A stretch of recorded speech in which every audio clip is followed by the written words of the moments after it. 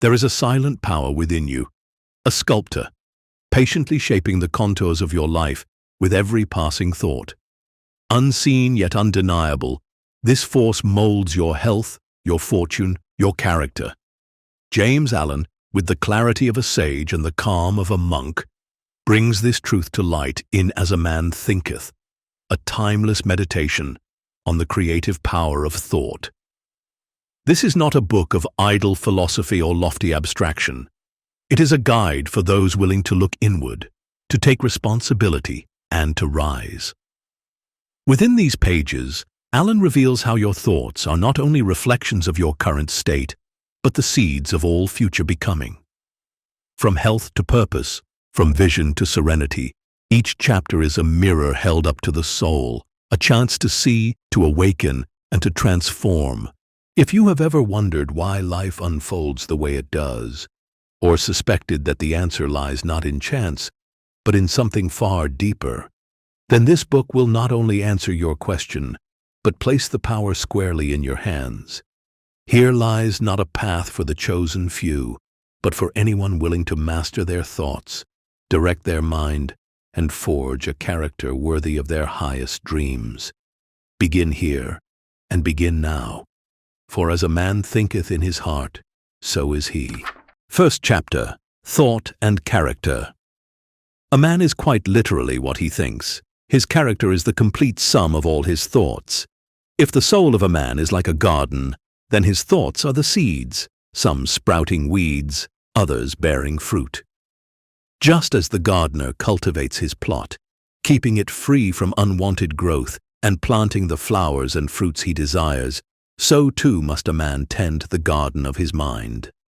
He can choose his thoughts, and thereby he can shape his destiny. Every act springs from a thought. Every word, every decision, every failure and triumph first takes root in the soil of the mind. Nothing arises in a vacuum. A noble character does not appear by chance. It is the natural result of continued effort in right thinking. Likewise, an ignoble character is the outcome of long-cherished wrong thoughts. Man is made or unmade by himself. By the right choice and true application of thought, he rises to divine perfection. By the abuse and wrong application of thought, he descends below the level of the beast. In the hidden chambers of thought, life's script is written. This script does not discriminate. It writes itself through the constancy of a man's habitual thoughts.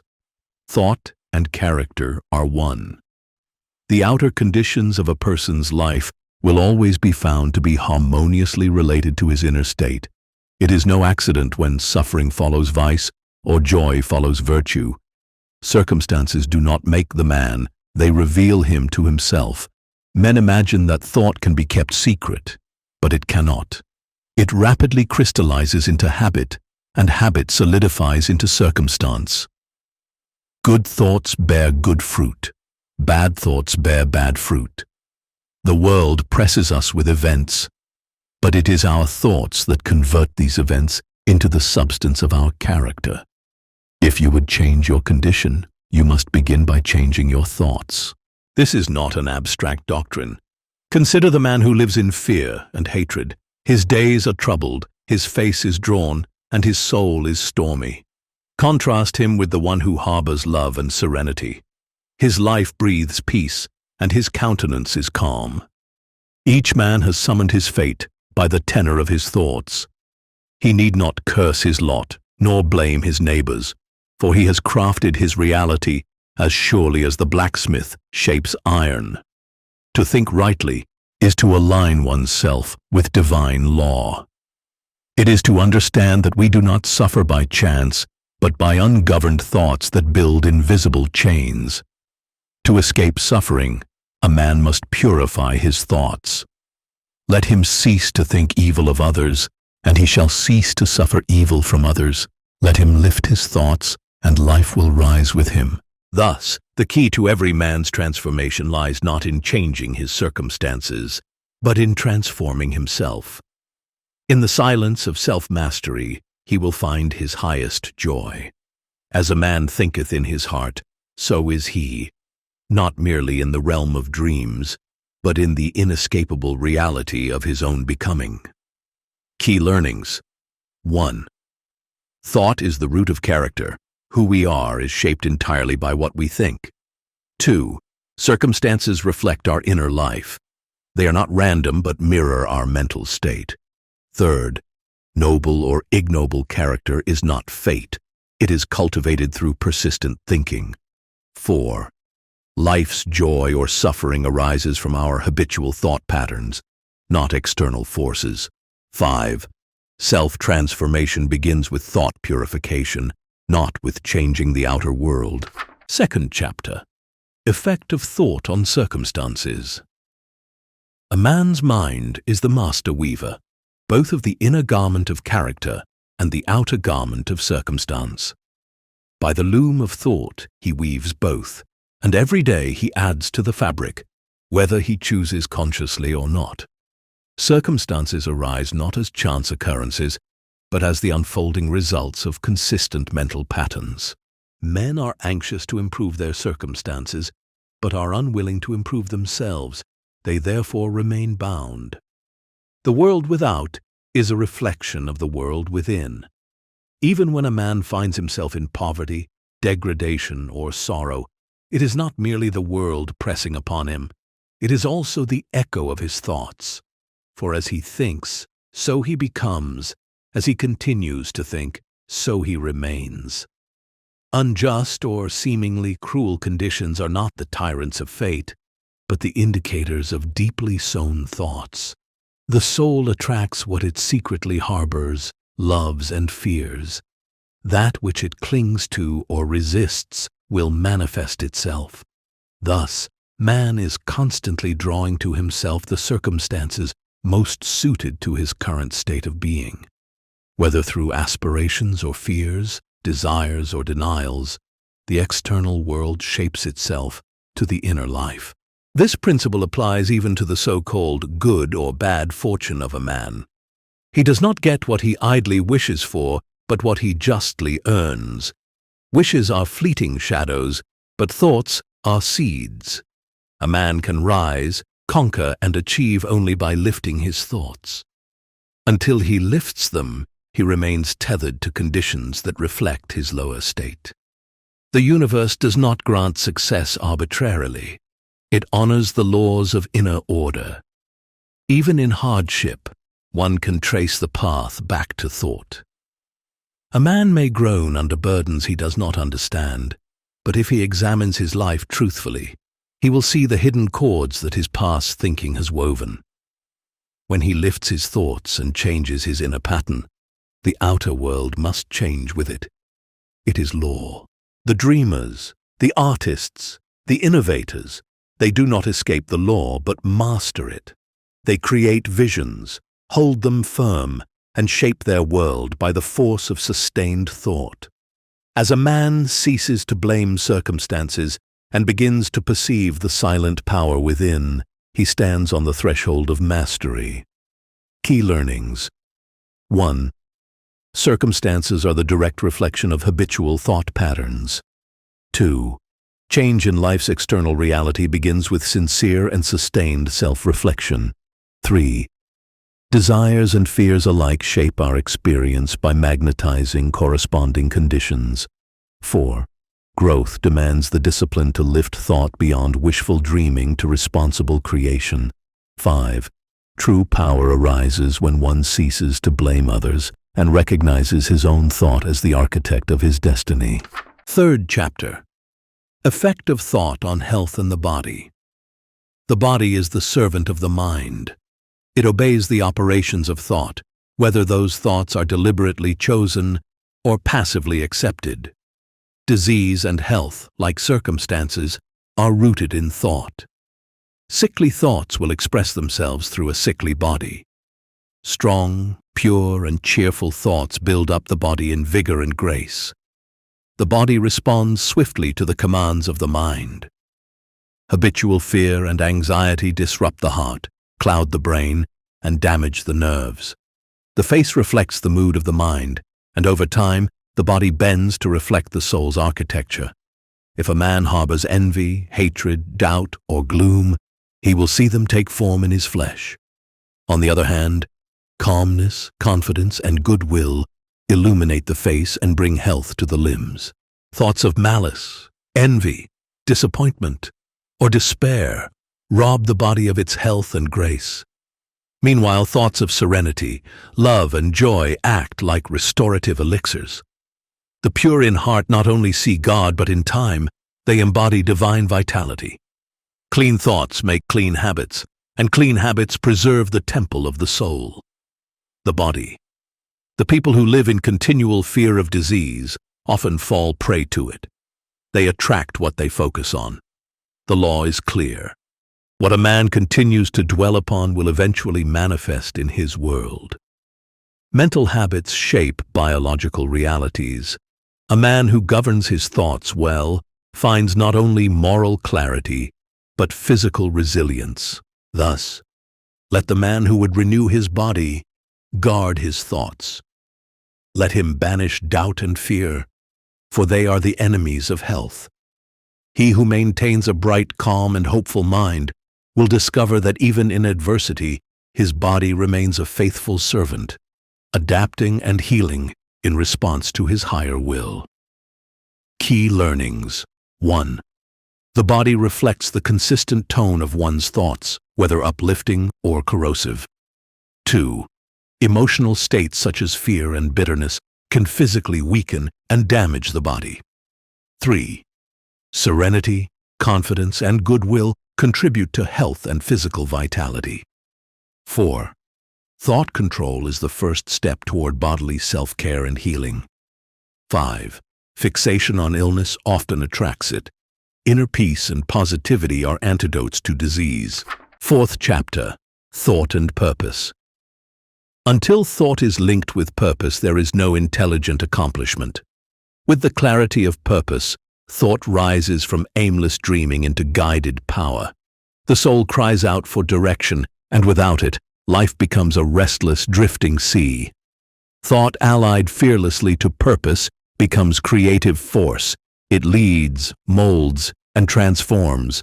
A man should conceive of a legitimate purpose in his heart and set out to accomplish it. This purpose may be spiritual or material, noble or humble, but until it becomes central, the mind remains scattered and ineffective. As the sun gathers light into a beam to ignite fire, so must a man gather his thoughts to a definite aim. Vagueness begets weakness. Definiteness births strength. Those who fail are those who allow their thoughts to wander. They drift from whim to whim, from impulse to impulse, mistaking mere desires for purposeful intent. But desires are many, weak and fleeting. Purpose is one, steady and strong. Even if a man fails repeatedly, he must still hold unwavering to his purpose. Only then does failure become a stepping stone to success. Purpose calls for self-discipline, for sacrifice, for tenacity. It commands the full force of mind and energy. The weakest soul becomes mighty when filled with a fixed and noble goal. The strongest falters when he pursues nothing. Purpose gives meaning to toil, dignity to struggle, and courage to endure. Let the young man, or anyone at the threshold of a new path, choose his purpose well, place it at the center of his being, and devote himself fully to it. Let him not listen to doubts nor fears, but to the quiet voice within that speaks of possibility. In the union of thought and purpose lies the architecture of destiny. Key learnings. 1. Thought without purpose leads to confusion. With purpose, it becomes power. 2. A clearly defined goal channels mental energy into productive, transformative action. 3. Persistence in the face of failure is only possible when rooted in unwavering purpose. 4. Desire is scattered and fickle. Purpose is concentrated and enduring. 5. Purpose dignifies effort and transforms labor into meaningful endeavor. 5th chapter. The thought factor in achievement. All that a man achieves and all that he fails to achieve is the direct result of his own thoughts. In a justly ordered universe, where loss and gain are proportioned, the strength of one's achievements mirrors the nobility and direction of his thoughts. Achievement is not luck, nor the result of external forces. It is thought in action. He who would accomplish much must sacrifice much. He who aims high must purify his thoughts to rise. Only by aligning oneself with a clear and virtuous vision can one climb to the heights of success. Success comes to those who have earned it by persistently nurturing it in the garden of the mind.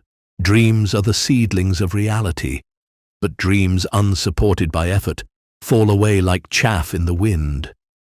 The oak sleeps in the acorn, the bird waits in the egg, and the highest vision of the soul yearns for the hour of birth. Circumstances unfold to those who strive, who never yield to doubt, and who mold their life through persistent vision. The greatest achievers, the artists, the thinkers, the leaders, first dreamed. They held to their dreams through dark days and unyielding trials. Their outer triumph was nothing more than the blossom of a long-cultivated inner vision. Doubt and fear are the foes of achievement. They must be slain before success can be born. The man who conquers himself, who lifts his thoughts above fear, who focuses his mind with integrity and courage, becomes the master of destiny. Every achievement was once a thought, shaped by will and purified by resolve. Key learnings. 1. Achievement arises from the steady, disciplined cultivation of empowering thoughts. 2. There is no success without the inward effort of mental purification and focus. 3. Dreams become reality only when supported by continuous action and belief. 4. Fear and doubt must be overcome to unlock true potential. 5. Every outward success begins as a sustained inward vision held firm through adversity. 6th chapter.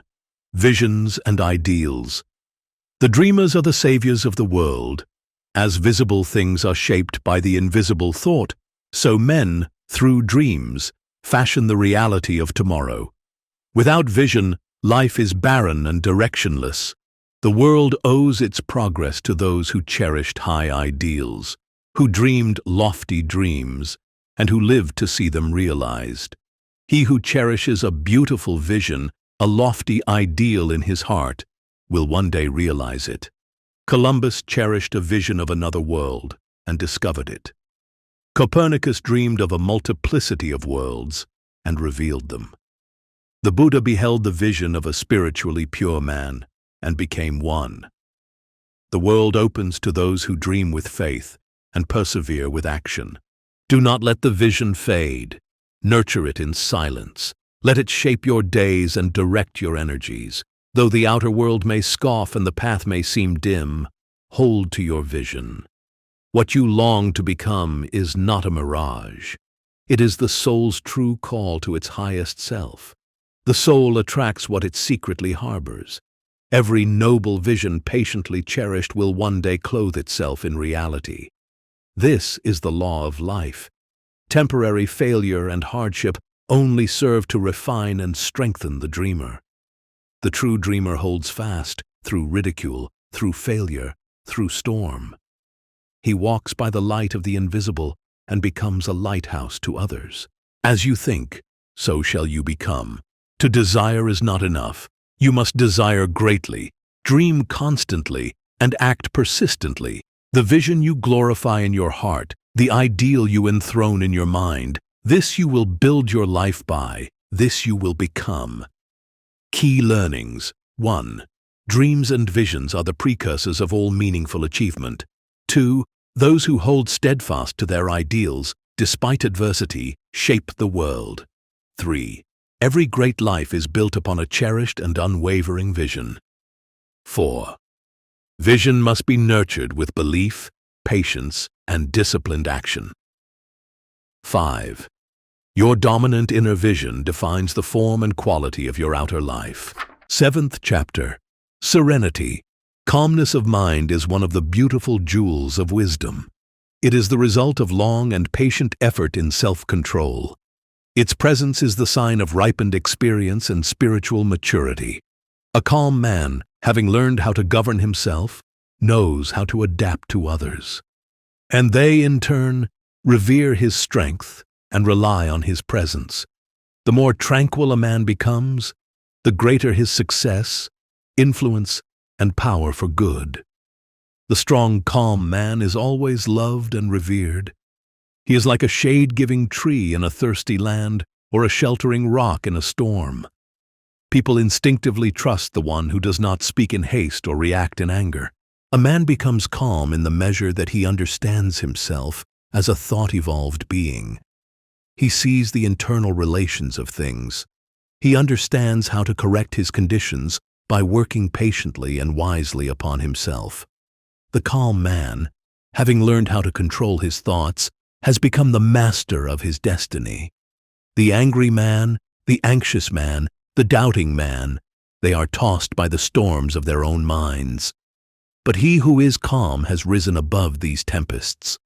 His peace is not the result of favorable conditions, it is the cause of them. As a man becomes increasingly calm, he sees things more clearly and acts more effectively. Self-control is strength. Right thought is mastery. Calmness is power. Say unto your heart, peace, be still. Key learnings. 1. True calmness is born from self-mastery and deep understanding of one's inner world. 2. Calm individuals wield greater influence and trust due to their steadiness and clarity. 3. Emotional storms are products of ungoverned thought. Calmness arises from thought discipline. 4. Peaceful minds see clearly and respond effectively, regardless of external chaos. 5. Calmness is not weakness, but the matured strength of a refined soul. Conclusion. In the stillness of introspection, James Allen's voice echoes through the chambers of the mind, quiet, firm, and enduring. As a Man Thinketh is not merely a book, it is a mirror. In its reflections, one sees not just who he is, but who he might become.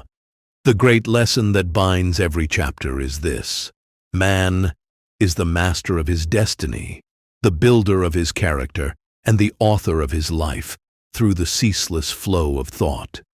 Every condition of body, circumstance, and fate arises from the unseen machinery of the mind. This truth does not bind man. It liberates him. It arms him with the only real power, the power to change himself, to think with purpose, to dream with conviction, to rise from defeat with renewed resolve. These are not the traits of a rare few, but the natural gifts of all who choose to awaken. The garden of the mind, when diligently tended, yields fruits of joy, peace, and strength. Even the weeds have their message. They show what has been neglected. And so, Allen leaves us with a challenge disguised as hope. Govern your thoughts, for they govern your world. The serenity you seek, the achievement you long for, the character you admire, they are not distant stars, but reachable summits, shaped one thought at a time. As a man thinketh in his heart, so is he. May these words not merely be read, but lived. If this gave you something to carry forward, help keep it alive on Patreon. Patreon.com/wisdom-to-wealth. Just scan the QR code on screen or find the link in the description below.